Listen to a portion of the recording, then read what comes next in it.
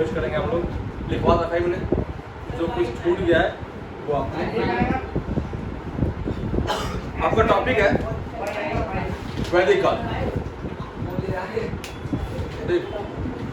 वैदिक काल को पढ़ने के लिए आपको इतिहास के एक चीज को पढ़ना होगा। मैंने बताया था आपको इतिहास के 3 कालखंड थे। एक था आपका प्राग काल, एक का आपका था आदिकाल, एक का काल था ऐतिहासिक काल। इन 3 कालखंडों में इतिहास का कालखंड बताओ। अगर हम देखते हैं तो प्राग ऐतिहासिक काल, प्राग ऐतिहासिक काल एक ऐसे काल को कहते हैं जिसमें लिखित स्रोत का अभाव। तो इस काल में हम मोस्ट रूप से पाषाण काल को देखते हैं। आद्य ऐतिहासिक काल एक ऐसा काल जिस काल के विषय में जानकारी के लिए हमारे पास लिखित स्रोत तो है, लेकिन उस लिखित स्रोत को पढ़ना आज भी, उस लिखित स्रोत का आज भी पढ़ना असंभव है।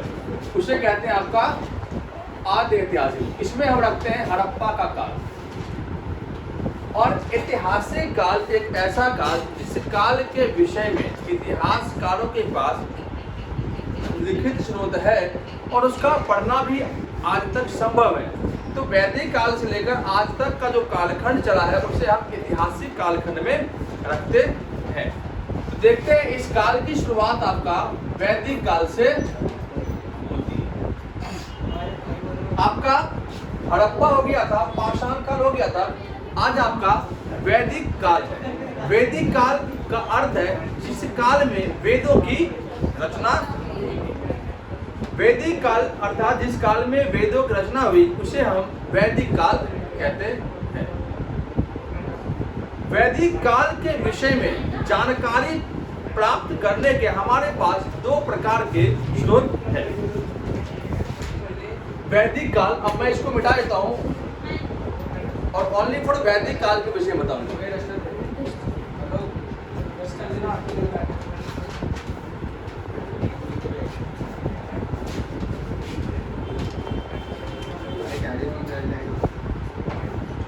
वैदिक काल, वैदिक काल एक ऐसा काल जिस काल के विषय में हम इतिहासकार के पास 2 प्रकार के स्रोत हैं। एक स्रोत आपका है पुरातात्विक स्रोत,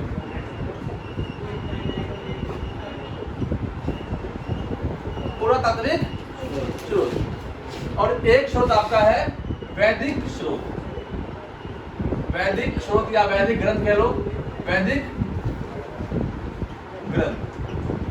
वैदिक ग्रंथ के अलावा और क्या हमारे पास? उपनिषद, पुराण और ब्राह्मणे ग्रंथ। ये 4 प्रकार के ग्रंथ हमारे पास है जिससे हम वैदिक सभ्यता को जान पाते हैं। पुरातात्विक स्रोत के अंतर्गत 2 अभिलेख आते हैं। एक अभिलेख एशिया माइनर का अभिलेख है जिसे हम कहते हैं जोगोई का अभिलेख, जोगोई का अभिलेख। और एक अभिलेख आपका है कस्सी का अभिलेख, कस्सी का अभिलेख। 2 अभिलेख है, एक आपका एशिया माइनर का बोगजोई का अभिलेख और एक आपका कस्सी का अभिलेख।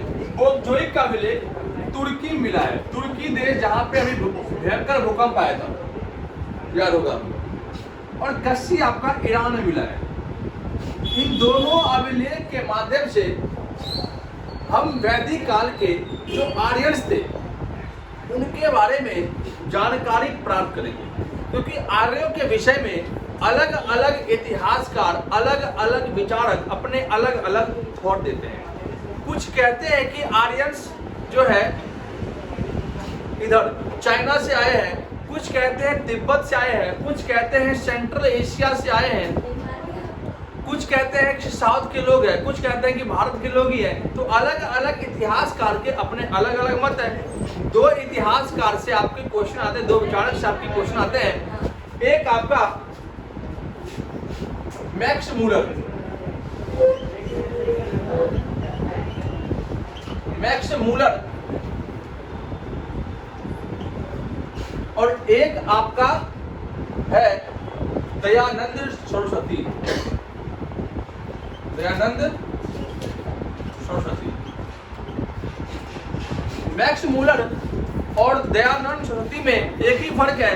मैक्स मूलर कहता है कि आर्यंस जो थे सेंट्रल एशिया के निवासी थे, अर्थात वे भारतीय तो बिल्कुल ही नहीं थे। दयानंद सरस्वती कहते हैं कि जो आर्यंस थे ये तिब्बत से आए हुए लोग थे, तो ये भी भारतीय नहीं थे। तो आर्य वे लोग जो इंडिया के बाहर से आकर के भारत में आकर के बसे, उसे हम आर्य कहते हैं।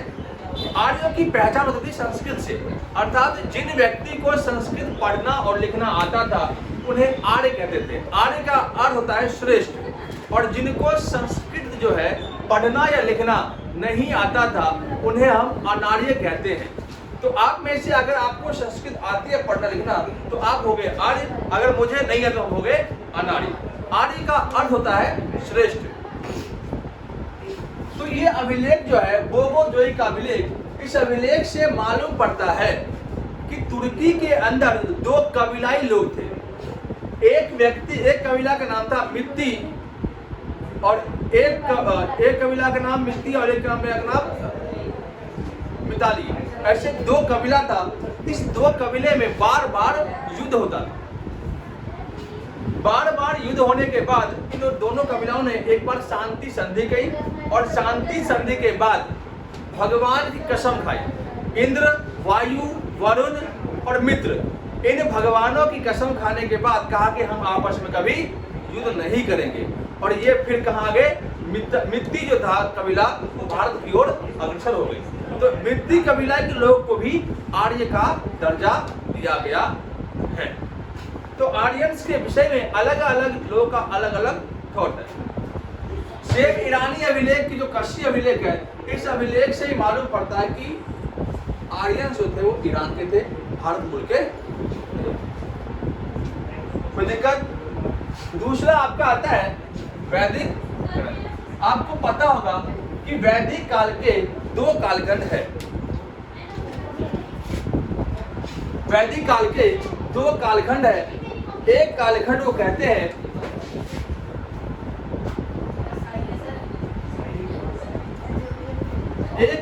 वो कहते हैं ऋग्वैदिक काल, और एक कहते हैं उत्तर वैदिक काल। उत्तर वैदिक काल। ऋग्वैदिक काल की बात करते हैं तो ऋग्वैदिक काल का, अगर वैदिक काल की बात करते हैं तो इसका कालखंड 1500 से 600 वर्ष है। वही ऋग्वैदिक काल का कालखंड डिवाइड हो गया है 1500 से 1000, और उत्तर वैदिक कालखंड 1000 से 600 के बीच माना जाता है। ऋग्वैदिक काल में 3 प्रमुख ग्रंथों की रचना हुई थी। एक ग्रंथ आपका ऋग्वेद, एक आपका था यजुर्वेद, और एक आपका था साम। ये 3 ग्रंथ की रचना हुई थी। ऋग्वेद में टोटली ऋचाएं दी गई है।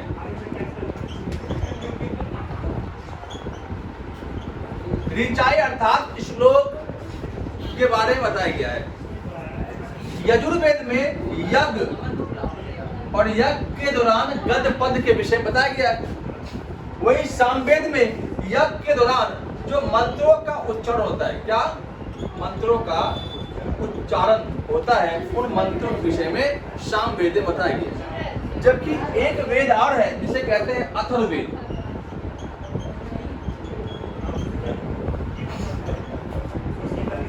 अथर्ववेद को हम बाद का वेद कहते हैं, बाद का वेद। इसकी रचना अथर्वा ऋषि ने की थी।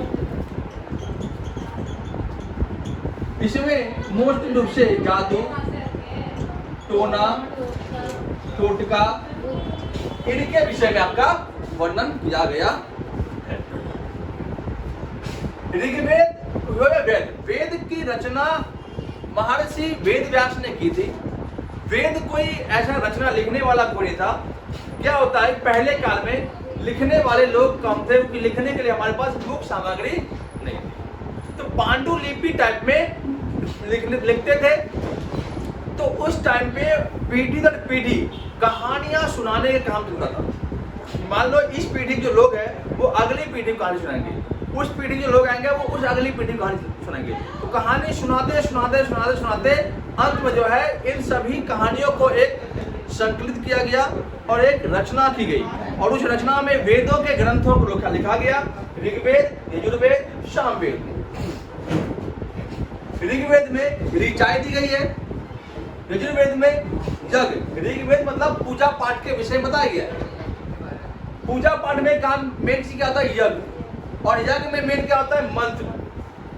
तो पूजा पाठ, यज्ञ और मंत्र, इन तीनों के विषय में बताया गया है बिल्कुल सही तरीके से। ऋग्वेद की अगर हम बात करते हैं, इसमें 10 मंडल है।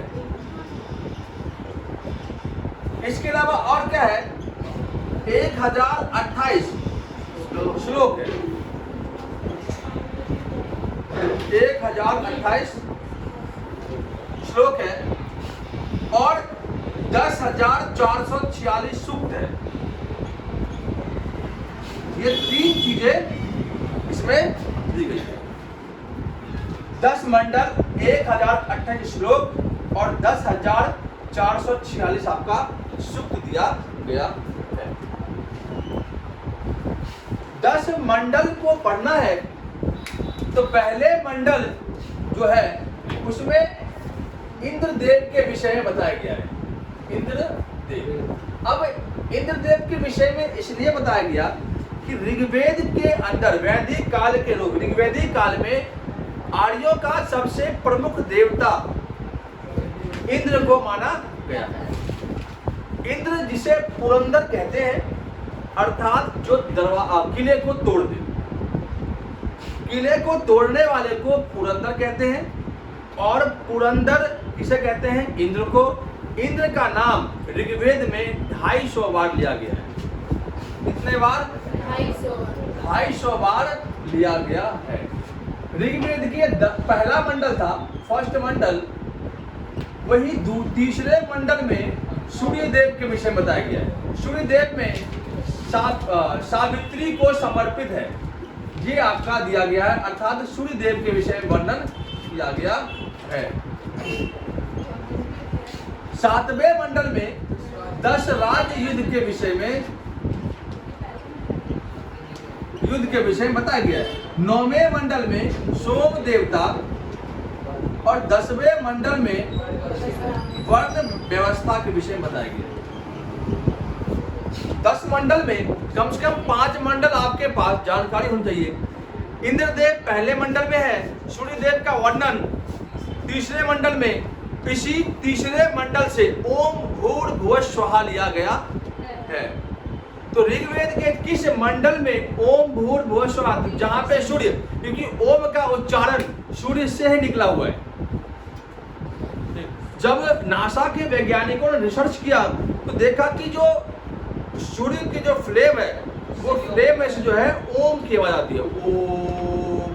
तो ओम सूर्य जो है आपका, वही आपका सूर्यदेव को समर्पित है। तो जहां सूर्यदेव होगा वहां आपका गायत्री मंत्र होगा, और गायत्री मंत्र तीसरे मंडल से लिया गया है। 7वें मंडल में 10 राज्य युद्ध के विषय में वर्णन किया गया है। 9वें मंडल में सोम देवता के विषय में और 10वें मंडल में वर्ण व्यवस्था के विषय में, अर्थात वैदिक काल में 4 प्रकार के जो वर्ण थे उनके विषय में बताया गया। कोई दिक्कत? ऋग्वेद समझ गए, यजुर्वेद समझ गए, सामवेद। कई बार आपको वेदों को जो है संकलित किया जाएगा कि इसको सिस्टमेटिक ढंग से इसको सजाइए। सबसे पहला वेद, इसके बाद का वेद, इसके बाद का वेद, इसके बाद। तो पहला वेद ऋग्वेद, दुनिया का सबसे प्राचीन ग्रंथ है। वेद की बात करते हैं ऋग्वेद, रचना भाषा में। दूसरा वेद यजुर्वेद, तीसरा सामवेद और चौथा अथर्ववेद। पहला वेद ऋग्वेद, अंत का वेद अथर्ववेद। तो इन तीनों चीजों को आपको याद रखना। वेदों के अलावा इन्हीं वेदों से कई मंत्रों का उच्चारण हुआ, कई देवताओं का उच्चारण हुआ। उन्हीं चीजों से क्या बना? वेदांग। क्या बन गया? वेदांग। वेदांग आपके टोटल 6 है।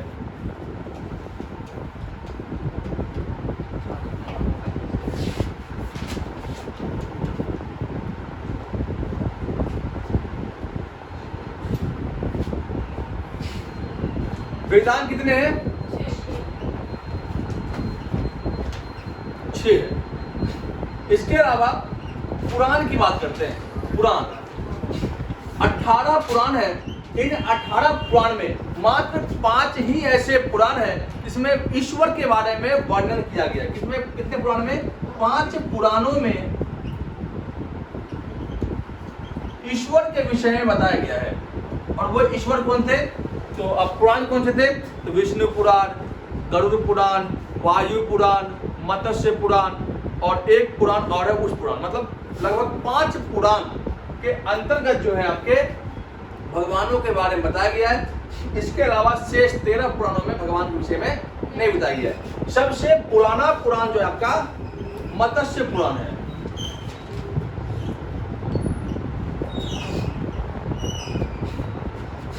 बताया जाता है कि महिला और शूद्र लोगों को, शूद्र महिलाओं को और शूद्र लोगों को या महिलाओं को जो है पुराणों का पाठ या पुराणों के बुकों को छूने का आदेश नहीं था।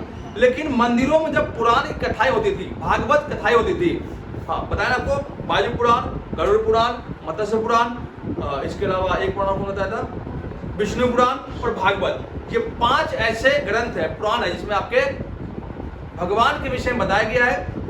और इन पुराणों की कथाएं मंदिरों में जब होती थी तो वहां की महिलाएं सुन सकती थी। ठीक है।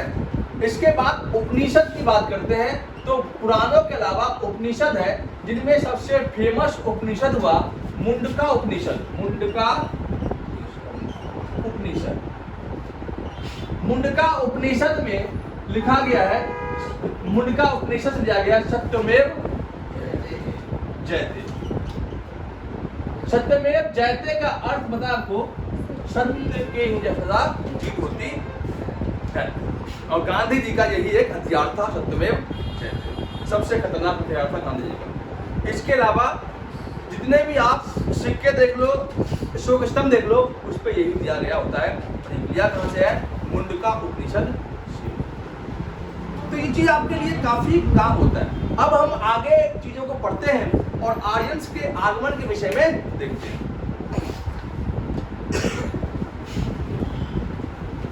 पानी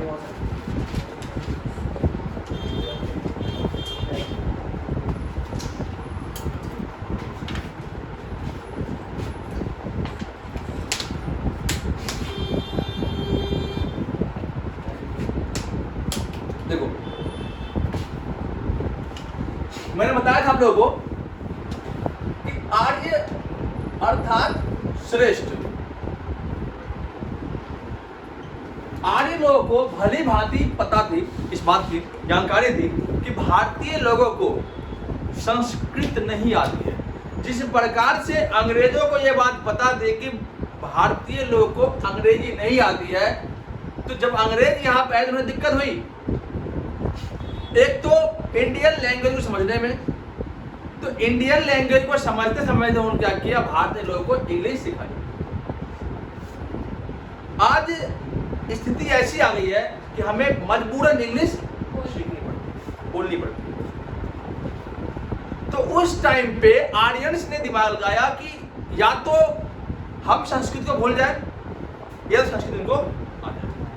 तो उन्होंने संस्कृत सिखाने की जिम्मेदारी करवाई, हम संस्कृत सिखाएंगे भाई। तो आर्यन से मेन रूप से वे व्यक्ति थे जो संस्कृत का उनको मंत्रों का उच्चारण था। संस्कृत का पाठ ऐसा कोई पाठ नहीं है, कोई बुके नहीं है, कोई ऐसा कुछ नहीं है कि भैया बहुत ही पढ़नी होती है। उनमें मंत्रों और श्लोकों को पढ़ना होता है। उन मंत्रों में इतनी पावर होती है कि उन मंत्र से ही आप दुनिया को भस्म कर सकते हो। आपने एग्जाम्पल मैंने बताया था आप लोगों को कि महाभारत और रामायण में जब युद्ध होता था तो राम के पास या अर्जुन के पास या कौरव पांडव के पास जो तीर धनुष होते थे वो होते थे बिल्कुल सिंपल सा, लेकिन उनके पास ऐसा कौन सा मंत्र होता था, ऐसे श्लोक मारता था। मान लो आंख बंद किया और श्लोक पढ़ लिया, श्लोक पढ़ा, ऐसे श्लोक पढ़ा कि उसमें से आग की लपटें निकली। वो दुनिया को एक बार में परमाणु बम से खतरनाक घातक अटैक कर सकता था। तो इस प्रकार के श्लोक होते थे, उनको हमें पढ़ना होता था। तो उस टाइम पे क्या था कि कहते हैं कि दुनिया जो है 3 चीजों के लिए टिकी हुई है, 4 चीजों पे। एक तो दुनिया 4 चीज टिकी हुई है, एक डर, इंसानियत, मजबूरी या जरूरी। मजबूरी या जरूरी 3 चीज अगर आपके पास है तो आप उसके लिए आप जियोगे। मजबूरी आपकी है कि आपको इंग्लिश अभी सीखना पड़ेगा। उस टाइम लोगों की मजबूरी थी कि संस्कृत हमें सीखना ही पड़ेगा। दूसरा डर, अभी आपको डर है कि अगर हमें इंग्लिश नहीं आया, अगर हमें हिस्ट्री नहीं पढ़े तो हम एग्जाम में नंबर नहीं ला पाएंगे, तो आपको डर है कहीं कहीं। और दूसरी इंसानियत, मैं आपको पढ़ा रहा हूं तो आप हमें फीस दोगे, ये आपकी एक इंसानियत है। तो डर, जरूरी और इंसानियत, ये 3 चीज है तभी पृथ्वी चल रही है। अगर ये 3 चीज खत्म हो जाए तो पृथ्वी नहीं चल पाएगी। दुनिया में लोग कहते हैं कि हमारे पास टेंशन बहुत है, तो जिसके पास टेंशन नहीं है वो इंसान ही नहीं है, या तो वो इंसान नहीं है या तो भगवान है। तो बिना टेंशन के लाइफ किसी की नहीं है आज के टाइम में। तो आज के टाइम में आपको 3 चीजों को लेकर चलना पड़ेगा। एक तो डर है आपके अंदर, पढ़ोगे नहीं पढ़ोगे तो मारूंगा। मजबूरी आपके अंदर पढ़ना पड़ेगा आपको, और इंसानियत है कि पढ़ने के बाद आपको पैसा देना पड़ेगा। कहीं कहीं 3 चीज तो है। तो उस टाइम पे आर्यंस के को पता था भली बाती कि लोगों को डर है, मजबूरी है, वो संस्कृत सीखेंगे। तो कहा सिखाया कौन? तो 2 व्यक्ति थे, उन्होंने कहा कि मैं सिखाऊंगा संस्कृत। आर्यंस जब आए तो आर्यंस ऐसा नहीं है कि ऑलमोस्ट एक ही कबीले में ये सिमट गए थे। आर्यंस के अलग अलग कबीले आए, उन कबीलों को देखते हैं।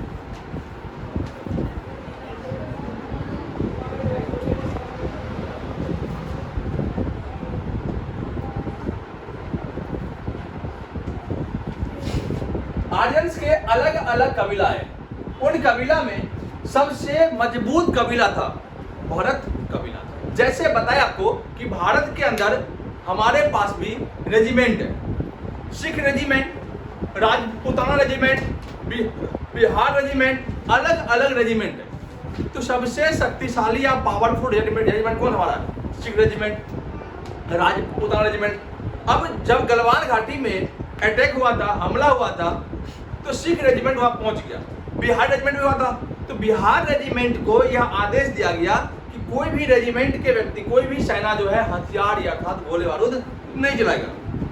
तो रेजिमेंट के जो सैनिक थे उनका मानना था कि हमें ऑर्डर आया है कि हम गोले बारूद नहीं चलाएंगे, लेकिन डंडा से तो मार सकते हैं। तो चाइनीजों को इतना धोया, डंडा सही डंडे से धो दिया। दूसरा आ गया सिख। सिख होते लंबे चौड़े हट्टे कट्टे, वो चाइनीज को उठा लेगा ऐसे हाथ में। तो ऐसे ऐसे रेजिमेंट थे। सिख रेजिमेंट के लोग जो होते 6-6 फीट के होते हैं। तो भरत कबीले के जितने ही व्यक्ति थे, जितने भी लोग थे, सेना थी उनकी, वो लगभग 6 से 7 फीट 8 फीट कद वाले, लंबे लंबे, और हमारे हाइट छोटे छोटे। तो उसमें से एक कबीला आया भरत कबीला, बहुत पावरफुल। उस भरत कबीला ने क्या किया, देखा जैसे भरत कबीला यहाँ पे आया, कहाँ पे? सप्त सिंधु प्रदेश में। तो सप्त सिंधु के बारे में पता होगा कि एक नदी आती है मानसरोवर लेक से, इसे कहते हैं सिंधु। एक और आती है, इसे कहते हैं सतलुज। ये हिमाचल से निकलते हुए एक नदी आती है जम्मू कश्मीर होते हुए, जिसका नाम है चिनाब, जो सिंधु में मिलती है। चिनाब में और नदियां मिलती है जैसे झेलम, रावी, व्यास। इन नदियों में नदियों का संगम है। तो 7 नदियों का संगम है कि नहीं है? और एक नदी और इसे कहते हैं घग्गर। घग्गर जिसे कहते हैं सरस्वती रिवर। जैसे कि संस्कृत भाषा में, संस्कृत लुप्त हो गया, घग्गर नदी जो है लुप्त है। संस्कृत भाषा में इन नदियों के नाम अलग अलग है। जैसे कि विपाशा किसी का नाम है, किसी का नाम वितस्ता नाम है, किसी का नाम गोमल नाम है, ठीक, किसी का नाम अश्कनी नाम है, ठीक। तो अलग अलग नाम इनका है। तो इन एरिया में जो बसे हुए लोग थे उसे कहते हैं सप्त सिंधु। सप्त सिंधु। तो भरत कबीला जब सप्त सिंधु में आए तो यहाँ पे छोटे छोटे 10 राजा थे। 10 राजाओं का क्या था? समूह था। इन राजाओं ने एकजुट होकर कहा कि हम मिल करके भरत कबीला पर अटैक करें। तो इन्होंने क्या किया? भरत कबीला पर अटैक किया और जहां युद्ध हुआ उसे सप्त सिंधु प्रदेश कहते हैं। इस युद्ध में 10 राज्य युद्ध जो थे, 10 राजाएं हार गए और इस युद्ध के बाद भरत कबीला की विजय हुई और भरत कबीला के नाम पे भारत नाम पड़ा। इसके बाद हमने देखा कि जो 10 राज्य युद्ध है इसका वर्णन ऋग्वेद के 7वें मंडल में वर्णित किया गया। तो ये तो आगमन हो गया भरत कबीला का। तो भरत कबीले के अंदर ही 2 ऋषि मुनि आए। एक का नाम था गौतम राहुगण और एक का नाम था अगस्त मुनि। गौतम राहुगण और अगस्त मुनि, ये दोनों व्यक्ति ने कहा कि मैं इन लोगों को संस्कृत सिखाऊंगा।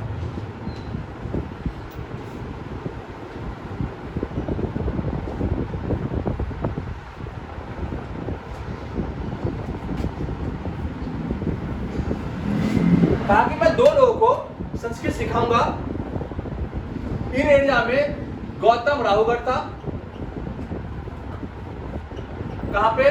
नॉर्थ ईस्ट में, और साउथ में आपका अगस्त मुनि।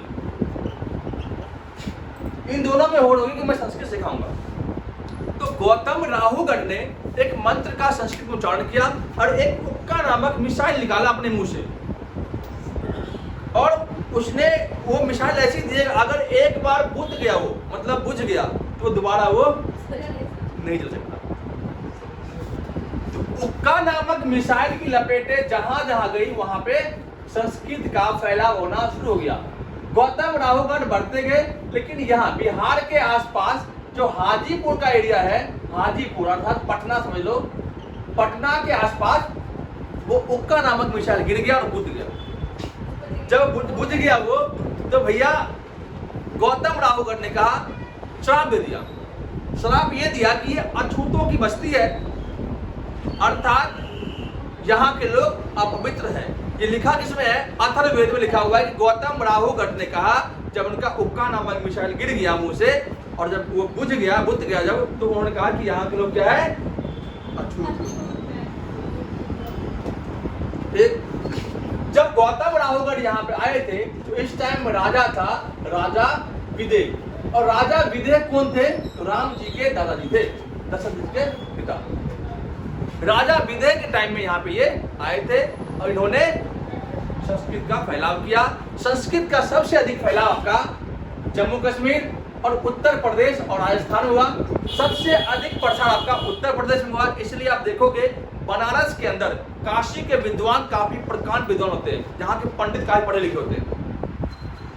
तो सबसे ज्यादा विद्वान जो आपको काशी मिलेगा, अर्थात संस्कृत का सबसे व्यापक फैलाव जो है आपको इधर मिलेगा। और इसके पार जो है संस्कृत का नामो निशान नहीं। बंगाल में चले जाओ, संस्कृत भाषा ही नहीं आज टाइम। अब ऋग्वेदिक काल के समाज, उनके भगवान के विषय में, उनके अर्थव्यवस्था के विषय में पढ़ते हैं।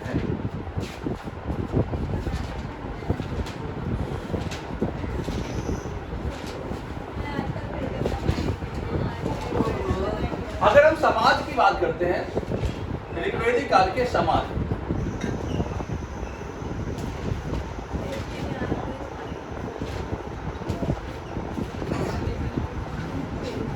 समाज का आधार क्या था?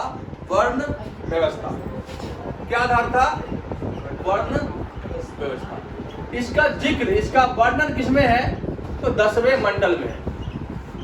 ऋग्वेद के 10वें मंडल में इसके बारे में बताया गया है। समाज की बात करते हैं तो सबसे ऊपर क्या है? ईश्वर अर्थात भगवान। भगवान से बढ़कर कोई नहीं है ना। सबसे पहला वर्ण हो गया ब्राह्मण, दूसरा हो गया आपका क्षत्रिय, तीसरा हो गया आपका वैश्य और चौथा हो गया आपका। अब इनमें देखते हैं कि जो ब्राह्मण लोग हैं इसमें क्या था कि कर्म के आधार पे वर्ण मिलता था। अगर समाज के अंदर जो व्यक्ति पढ़ा लिखा है, जिन्हें संस्कृत के मंत्रों का उच्चारण है, उनके श्लोक पढ़ना लिखना आता है, तो वे ब्राह्मण कुल में जाते थे। जो लोग युद्ध विद्या में कुशल थे वे क्षत्रिय में, जो व्यापार ट्रेडिंग करता था वैश्य में, और जो इन तीनों की सेवा करते थे वो शूद्र कहलाते। तो ये 4 प्रकार के वर्ण थे, लेकिन इनमें बदलाव लाया जा सकता था इस टाइम पे। अगर ब्राह्मण का बेटा मोची का काम कर रहा है तो वो शूद्र में चला जाएगा। शूद्र का बच्चा संस्कृत पढ़ रहा है वो सीधे चला जाएगा ब्राह्मण कुल में। लेकिन बाद में जब उत्तर वैदिक काल आया तो उस टाइम पे ये व्यवस्थाएं खत्म हो गई और वंशानुगत हो गया, अर्थात ब्राह्मण का बेटा ब्राह्मण, उसका बेटा ब्राह्मण, उसका बेटा ब्राह्मण, उसका बेटा ब्राह्मण कहलाएगा, क्षत्रिय का बेटा क्षत्रिय कहलाएगा, वैश्य का बेटा वैश्य कहलाएगा और शूद्र का बेटा शूद्र कहलाएगा। उत्तर वैदिक काल में आते आते ब्राह्मणों का कर्म कांड इतना ज्यादा हो गया कि मनुस्मृति में जो ग्रंथ है आज इसका बहिष्कार बड़े पैमाने पर किया जा रहा है वो अलग चीज है। मनुस्मृति दुनिया का सबसे पहला कानून की पुस्तक है, दुनिया की सबसे पहले लॉ की पुस्तक जो है। आपने एग्जाम अगर दोगे 11वीं की तो उसमें मनुस्मृति कुछ चीज़ों को पढ़नी पड़ती है। मनुस्मृति दुनिया के सबसे पहली बुक है लॉ की। उसमें चांडालों की स्थिति के विषय में लिखा गया है, शूद्रों के जीवन के विषय में। शूद्र से भी नीचे कैटेगरी था चांडाल। उसमें कहा गया था कि चांडाल लोग को तो देखना दूर और छूना तो दूर, देखना था पाप था। जीवन में आपने देखा होगा कि भांति भांति के लोग पाए जाते हैं इस दुनिया में, लेकिन ब्राह्मणों ने जो जातियां की है लोगों के साथ, वो जातियां आज भी हमारे पास दिख रही। आज भी समाज में वो चीजें हैं। चांडाल बनाया किसने? ब्राह्मण ने। ये वर्ण व्यवस्था बनाई किसने? ब्राह्मण ने। आज हम एक ही मानव है, वो अलग अलग जात पात बटे हुए हैं, विविधताओं से भरा हुआ हमारा देश है। हम तो है एक, लेकिन हम अलग अलग चीजों को रखते हैं अपने कैटेगरी में। कोई जनरल है, कोई ओबीसी है, कोई एसटी है, कोई एससी है। भगवान ने तो एक इंसान बनाया था, सिंपल सा इंसान, लेकिन हम इंसान को अलग अलग पार्ट में डिवाइड करते हैं। जितने हमारे शरीर में कोशिकाएं नहीं है उतने हमारे यहाँ पे समाज है, समाज में जाति है। बात को थोड़ा गहराई सोचना। जितने आपके शरीर में सेल या हड्डियां नहीं है उतने समाज में आपको जाति मिल जाएगी। भांति भांति जातियां हैं। इन जातियों को बनाया किसने? ब्राह्मण ने।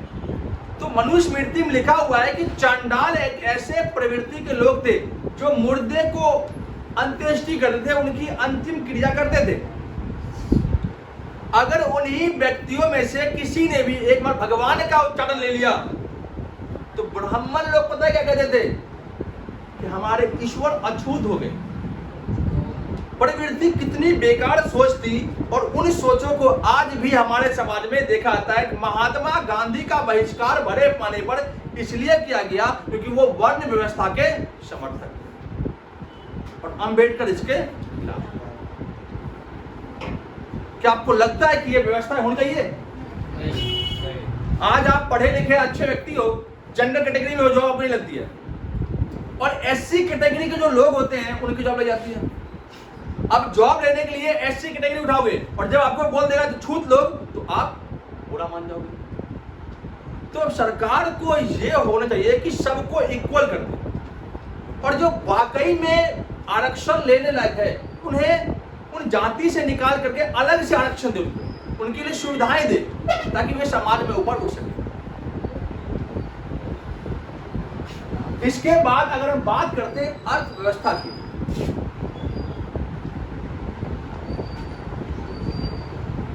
अर्थव्यवस्था की बात करते हैं तो वैदिक काल के अंदर अर्थव्यवस्था का दो जरिया था। व्यापार यहाँ पे बहुत कम देखने को मिला है क्योंकि ये लोग कबीलाई टाइप पे रहते थे, ट्राइबल्स थे लोग, आज यहाँ कल वहां परसों वहां, भूमियों पर कब्जा करते थे ये। और भूमि पर कब्जा करने का मेन मकसद था गाय के लिए चारा। इनके पशुपालन में गाय इनका सबसे प्रमुख पशु था। गाय को ये लोग पवित्र मानते थे। गाय अगर चोरी हो जाएगी, अगर आपके गाय अगर चोरी हो गई आपकी गाय, तो गाय चोरी को ढूंढेगा कौन? राजा। तो जो राजा ढूंढेगा उसे कहेंगे गविष्टि। तो गाय ढूंढने की सिस्टम प्रथा क्या कहते हैं? गविष्टि। और गो हत्या को ब्रह्म हत्या का दर्जा दिया गया। अगर आपने गो को मार दिया मतलब ब्राह्मण को मार दिया, तो ब्राह्मण को मार दिया तो आपकी सजा होगी मौत। इस प्रकार का समाज का व्यवस्था थी। राजनीतिक जीवन के विषय में बात करते हैं तो राजनीतिक जीवन में राजा की संज्ञा तो बहुत कम देखने को मिली है क्योंकि कबीलाई टाइप में थे। कबीला का एक मुखिया होता है जिसे हम सरदार कहते हैं, उस टाइप का इनका जीवन था। सेना वेना इनके पास क्या थी? अस्थायी थी। पर्टिकुलर में स्टेबल सैनिक नहीं था इनके पास। जब युद्ध होगा तब बुला ले जाएगा। और सेना भी कौन? शिकारी सैनिक, जो शिकार करते हैं वो उनके सैनिक थे इनके पास। और ये लोग आए कैसे थे? रथ पर आए थे, घुंघराले बाल थे इनके पास। ये नगरीय लोग नहीं थे, ये ग्रामीण इलाके वाले लोग थे, जंगली लोग थे, जंगल में रहने वाले लोग थे। इसके बाद इनके पास थे यज्ञ। अब यज्ञ के बारे में जिक्र किया है तो 3 प्रकार के यज्ञ। एक यज्ञ आपका अश्वमेध यज्ञ, एक आपका राज्यश्री यज्ञ और एक आपका वाजपेयी यज्ञ। अश्वमेध यज्ञ की एक खास बात थी कि अगर किसी राजा को ज्यादा ही अपने आप में टसन होता था तो वो एक घोड़ा लाता था। उस घोड़े को पूजता था, पूजने के बाद सजा उजा करके उसके माथे के आगे नेम प्लेट लगवाता था कि ये अमुक राजा का घोड़ा है और ये राजा के घोड़े के पीछे सैनिक है। ये घोड़ा जहां तक जाएगा वो राज उस राजा का हो जाएगा। अगर किसी ने रोकने की कोशिश की तो पीछे सैनिक है उससे युद्ध कर लो। समझ रहे बात? मान लो आप वैदिक काल के लोग होते और आपका राज्य एक कमजोर राज्य होता और आपके पड़ोसी राज्य मजबूत है। आपको पता चला कि जो पड़ोसी राज्य मजबूत है वो कभी हमारे पर अटैक कर देगा, तो आप युद्ध विद्या की तैयारी हमेशा रखोगे।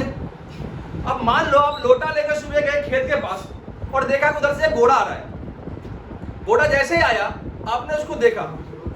अब वहां पे आप जो लोटा लेके जो कर्म क्रिया करने गए वो काम करोगे कि युद्ध करोगे?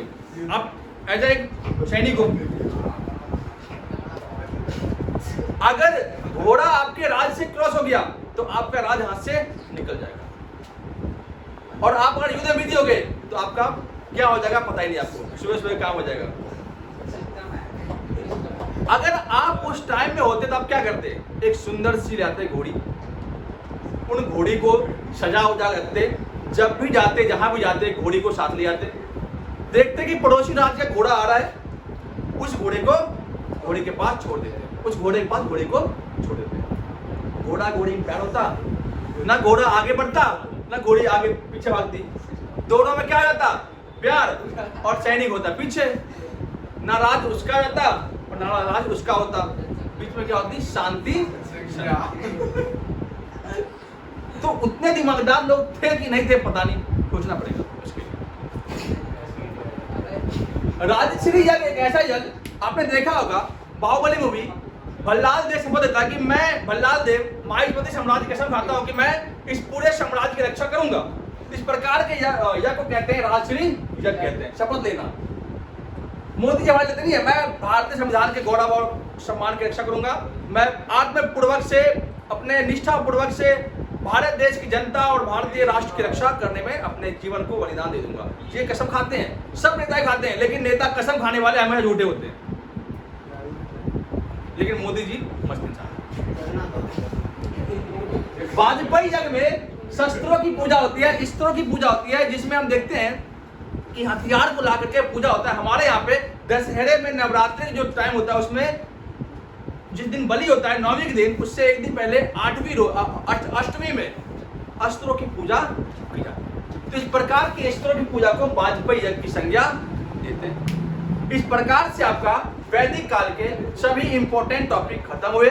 वीडियो अगर आपको पसंद आया हो तो लाइक, सब्सक्राइब, कमेंट जरूर करें ताकि मैं और अच्छे से वीडियो आपको दे सकूं। धन्यवाद।